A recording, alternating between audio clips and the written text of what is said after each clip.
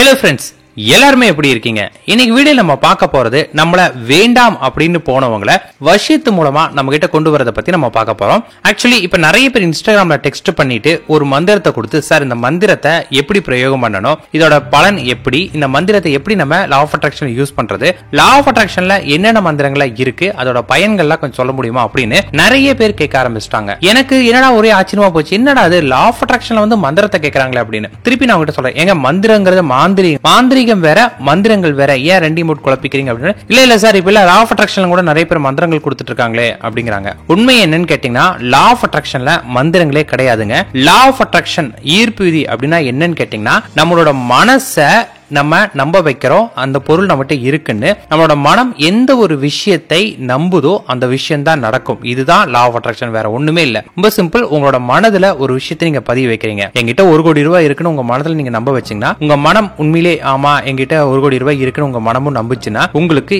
ஏதாவது ஒரு வகையில அந்த 1 கோடி ரூபாய் கிடைக்கும். இவ்வளவுதான். இதுதான் லா ஆஃப் அட்ராக்ஷன். இதுல மந்திரம் அப்படிங்கிற எந்த ஒரு விஷயமும் கிடையாது. மந்திரங்கள் கிடையவே கிடையாது. நிறைய பேர் வந்து மந்திரங்கள் கொடுக்குறாங்களே அப்படின்னு கேட்டீங்கன்னா இது வந்து ஒரு 3 வருஷத்துக்கு முன்னாடி வந்து நார்த் இந்தியன்ஸ் கிரியேட் பண்ண ஒரு விஷயம். நார்த் இந்தியன்ஸ் வந்து பாத்தீங்கன்னா இந்த புத்த பிட்சுகள் பயன்படுத்துவாங்க தெரியுங்களா, உபதேவதைகள், அவங்களோட மந்திரங்களா கொண்டு வந்து மன அமைதிக்காக கொடுக்கப்பட்டுள்ள மந்திரத்தை வந்து பாத்தீங்கன்னா அப்படியே வந்து காதலுக்காக பயன்படுத்தலாம், ஏன்னா அன்புங்கிற ஒரு விஷயம் கொடுத்திருக்காங்கல்ல அப்படின்ட்டு நெட்ல தேடி அதை அப்படியே வந்து பாத்தீங்கன்னா மந்திரமா கொடுத்துட்டு இருக்காங்க. சோ மந்திரங்கள் வந்து பாத்தீங்கன்னா ரொம்ப ரொம்ப ரொம்ப சக்தி வாய்ந்த விஷயம் தான், அதுல எந்த ஒரு சந்தேகம் இல்லை. ஆனால் அதை சரியா தெரிஞ்சு புரிஞ்சு பயன்படுத்தினா மட்டும்தான் ஒர்க் ஆகும். மத்தபடிலாம் வந்து பாத்தீங்கன்னா மந்திரங்கள் ஒர்க் ஆகாது. நீங்க மந்திரங்கள் சொல்றீங்க அப்படின்னு நினைச்சு நீங்க லா ஆஃப் அட்ராக்ஷன் தான் பண்ணிட்டு இருக்கீங்களே தவிர நீங்க பயன்படுத்தக்கூடிய மந்திரங்களால் கிடையாது. ஓகே, வசியம் அப்படிங்கிற ஒரு விஷயம் உண்மையான்னு கேட்டீங்கன்னா கண்டிப்பா வசியம் உண்மைதாங்க. வசியம் எந்த அளவுக்கு இருக்கும் அப்படின்னு கேட்டீங்கன்னா ஒருத்தரை நீங்க வசியம் பண்ணி உங்க வாழ்க்கையில திரும்பி கொண்டு வரணும் அப்படின்னு நினைச்சீங்கன்னா ஆல்ரெடி நீங்க உங்க வாழ்க்கையில இருந்திருக்கணும், உங்களுக்கு நல்லா தெரிஞ்சிருக்கணும், உங்க 2 பேருக்குள்ள கனெக்டிவிட்டி இருந்திருக்கணும், ஏதோ ஒரு காரணத்தால பிரிஞ்சு போனவங்களா இருந்திருக்கணும். அப்ப என்ன ஆகும்னு கேட்டீங்கன்னா நீங்க இதை பயன்படுத்தும் போது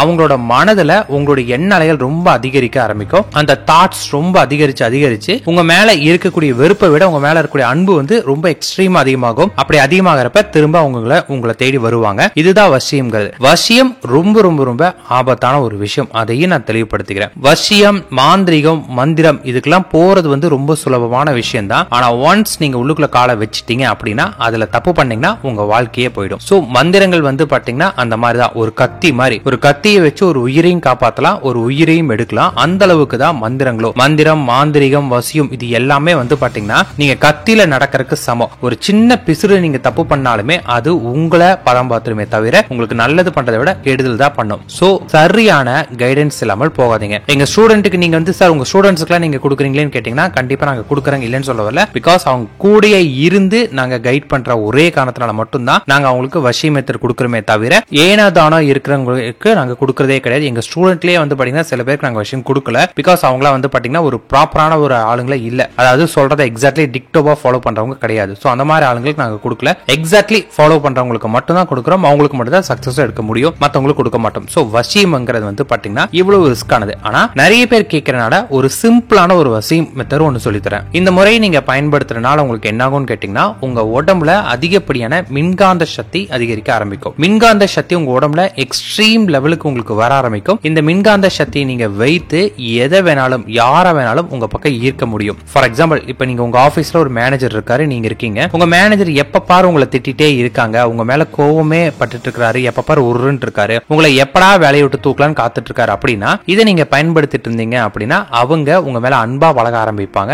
உங்களோட ஒரு கேரிங் எடுத்து ரொம்ப பாசமா உங்ககிட்ட மாற ஆரம்பிப்பாங்க. சோ இந்த அளவுக்கு இது நடக்குமே தவிர மத்தபடி வந்து பாத்தீங்கன்னா ஒரு டிராமாட்டிக்கல் சேஞ்சஸ் ஆகி நீங்க என்ன சொன்னாலும் நான் கேட்பேன் அப்படிங்கிற அளவுக்கு அங்க வர மாட்டாங்க. உங்க மேல அவங்களுக்கு பாசம் வரும், வெறுப்பு குறைஞ்சு பாசம் அதிகரிக்கும். அதுக்கு தகுந்த மாதிரி ஒரு சின்ன வசிய மெத்தட் சொல்றேன். இந்த மெத்தடுக்கு 2 விதமான பயிற்சி நீங்க பண்ணணும். முதல் பயிற்சி என்னன்னு கேட்டீங்கன்னா உங்களோட கண்களை சிமிட்டாமல் நீங்க வந்து பாத்தீங்கன்னா ஒரு ஆப்ஜெக்ட பார்க்கணும். இந்த ஆப்ஜெக்ட் வந்து பாத்தீங்கன்னா படிப்படி நீங்க போகணும். முதல்ல என்ன பண்ணணும் கேட்டீங்கன்னா உங்க செவுத்துல ஒரு பிளைன் ஒயிட் செவுத்துல வந்து பாத்தீங்கன்னா ஒரு சின்ன புள்ளி மாதிரி ஒன்னு வச்சிருங்க கருப்புல.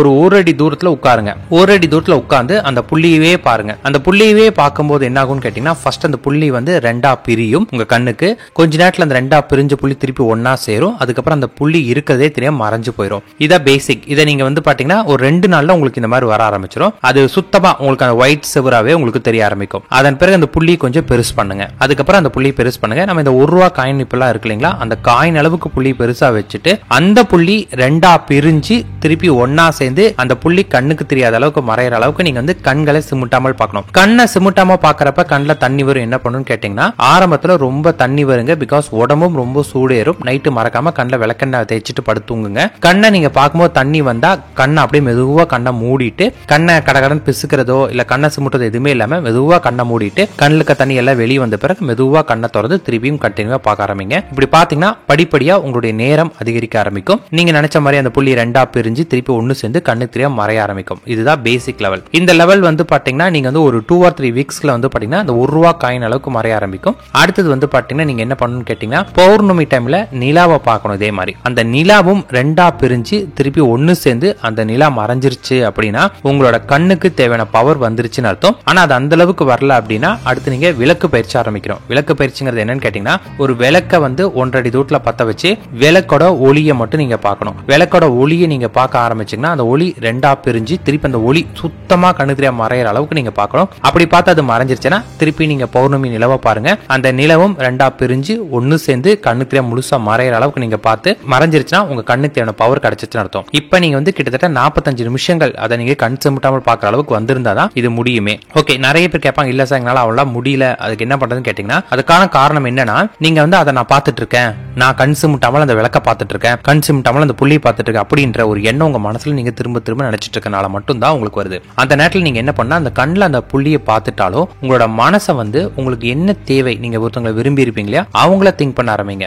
உங்களோட எண்ணங்கள் முழுக்க முழுக்க அவங்க மேல இருக்கணும். ஆனா கண் சிமிட்டாமல் நீங்க பார்த்துட்டு இருந்தீங்கன்னா கண்டிப்பா நீங்க நினைக்கிற மாதிரி அவ்வளவு நேரம் பார்க்க முடியும். ஆனா நிறைய பேர் வந்து இது எப்படி பாசிபிள்னா, அதுக்கு ஒரு எக்ஸாம்பிள் சொல்றேன். இப்போ உங்களுக்கு வந்து பாத்தீங்கன்னா ஒரு மனுஷனால ஒரு மேக்ஸிமம் ஒரு 5 நிமிஷம் வரைக்கும் மூச்சு விடாம இருக்க முடியும். ஆனா ஏதாவது ஒரு விஷயத்தை பத்தி நீங்க ஆழ்ந்து சிந்திச்சுட்டு இருந்தீங்கன்னு வச்சுக்கோங்களேன், நீங்க மூச்சு விடுறதே மறந்துருப்பீங்க. அந்த நேரத்துல வந்து சடனா அந்த சிந்தனைக்கு ஒரு ஐடியா கிடைச்சு ஹப்பா அடி அப்படின்னு ஒரு பெருமூச்சு விடுவோம் இல்லையா, அந்த நேரத்துல உங்க உடம்புல கூட எல்லா மூச்சு காற்றும் வெளிவரும். அது கிட்டத்தட்ட 1/4 மணி நேரம் வரைக்கும் கூட வந்து பாத்தீங்கன்னா நம்மளையும் அறியாமல் நம்ம மூச்சு விடாம இருப்போம். நம்ம அந்த மூச்சு விடுறதுக்கு முக்கியத்துவம் கொடுக்காமல் வேற ஒரு விஷயத்துக்கு கவனம் செலுத்தும் போது நம்மளோட மூச்சு காற்று வந்து அந்த இடத்துல ஒடுங்க ஆரம்பிக்கும். அப்படி ஒடுங்க ஆரம்பித்தா அந்த இடத்துல மூச்சு அமைய ஆரம்பிக்கும். இதுதான் வந்து பாத்தீங்கன்னா ஜீவ சமாதியோட பேஸ். சோ இதை நீங்க புரிஞ்சுக்கிட்டீங்கன்னாவே உங்க கண்கள் சிமிட்டாமல் பாக்குறதுக்கான கான்செப்ட் என்ன புரிஞ்சிருவீங்க. உங்களோட கவனம் வேற இடத்துல இருக்கும்போது நீங்க கண்கள் திறந்திருந்தாலும் அந்த இதை மறந்துடுவீங்க. அப்ப வந்து எவ்வளவு நேரம் வேணாலும் உங்களால பார்க்க முடியும். உங்களோட கவனத்தை உங்களுக்கு தேவையான விஷயத்துல முழுமையா செலுத்தினா போதுமானது. 2வது பயிற்சி என்னன்னு கேட்டீங்கன்னா பிராணாயாமம். நம்ம முதல்ல வந்து கண்களை சிமிட்டாமல் பாக்குறது எதுக்குன்னா,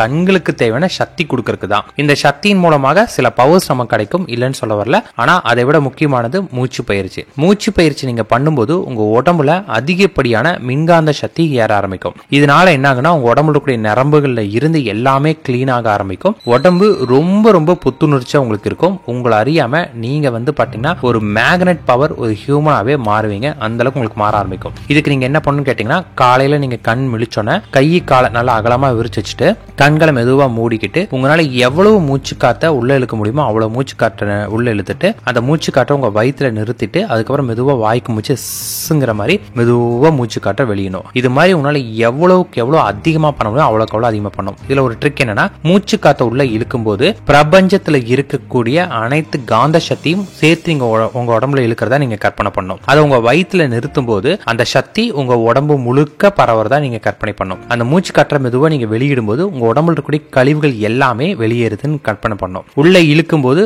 மஞ்சள் கலர் கோல்டன் கலர்ல உங்க உடம்புல அந்த சக்தி ஏற மாதிரியும் அந்த கோல்டன் கலர் உங்க உடம்பு முழுக்க பரவற மாதிரியும், வெளியே வந்து பாத்தீங்கன்னா இந்த கிரே கலர்னு சொல்லுவீங்களா, இந்த கிரே கலர் சாம்பல் நிற கலர்ல வந்து பாத்தீங்கன்னா எல்லா கழிவுகளுமே வெளியேறுதுன்னு நினைச்சு இதை பண்ணணும். இதை குறைஞ்சது ஒரு 20 தடவையா நீங்க பண்ணிட்டு அப்படியே கட்டில படுத்துட்டே இருங்க. படுக்கும்போது நீங்க இத்தனை நேரம் மூச்சு காற்று உள்ள இழுத்தீங்க இல்லையா, அதோட சக்தி அந்த செகண்டே உங்க உடம்புல தெரிய ஆரம்பிக்கும். உங்க உடம்புல ஒரு இந்த குளுக்கான் டி விளம்பரத்துல எப்படி நமக்கு வந்து அந்த உடம்புல பவர் ஏற மாதிரி காட்டுவாங்களே, அதே மாதிரி உங்க உடம்புல அந்த பவர் ஏறதை நீங்க ஃபீல் பண்ணுவீங்க. அடுத்தது என்ன பண்ணணும்னு கேட்டீங்கன்னா, கண்களை சிமிட்டாமல் பார்த்துட்டு இருக்கணும். இந்த பயிற்சி இது சேர்ந்து நீங்க பண்ணிட்டே இருக்கணும். குறைஞ்சது 48 நாட்களாவது ஆகும். அதாவது ஆல்ரெடி உங்க உடம்புல பவர் கொஞ்சம் இருந்தா 48 டேஸ்ல ரிசல்ட் கொடுத்துரும். உங்க உடம்புல பவரே இல்ல, எனக்கு நிறைய கெட்ட பழக்கம் நிறைய இருந்திருக்கு அப்படிங்கிற பட்சத்தில் இது வந்து கொஞ்சம் டைம் எடுக்கும். இதை பண்ணும்போது எல்லா போதை வஸ்துக்களும் நீங்க விட்டாகணும். அடுத்து வந்து பாத்தீங்கன்னா நான்வெஜ் சாப்பிட்றதை ஸ்டாப் பண்ணிடணும். அப்பதான் இதோட பவர் உங்களுக்கு சீக்கிரமா கிடைக்கும். இதை நீங்க நல்லா பண்ண பிறகு நீங்க யாரை பிரிஞ்சிருக்கீங்களோ முதல்ல வந்து வெளியே ட்ரை பண்ணி பாருங்க. உங்க மேல கோவமா இருக்கக்கூடிய யாராவது ஒருத்தர் போய் கண்ணை பார்த்துட்டே இருந்தீங்கன்னா, கண்களை பார்த்துட்டு என் கூட நல்லா பேச நீங்க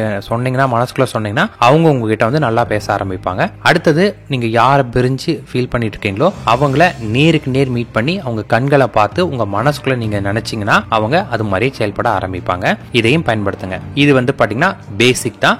ஸோ இதுவே எல்லாருக்கும் பயன்படும். இதுல எந்த ஒரு சைட் எஃபெக்ட்ஸுமே உங்களுக்கு இருக்காது. உடம்புக்கு நல்லது மட்டும்தான் இருக்கும். அதனால இதை ட்ரை பண்ணிக்கோங்க. இதுவும் பேசிக்கா விஷயத்துல ஒரு மெத்தட் தான். ஃப்ரெண்ட்ஸ் புரிஞ்சிருக்கும்னு நினைக்கிறேன். சந்தேகம் எது இருந்தாலும் நீங்க எங்கிட்ட கேட்கலாம். தேங்க்யூ.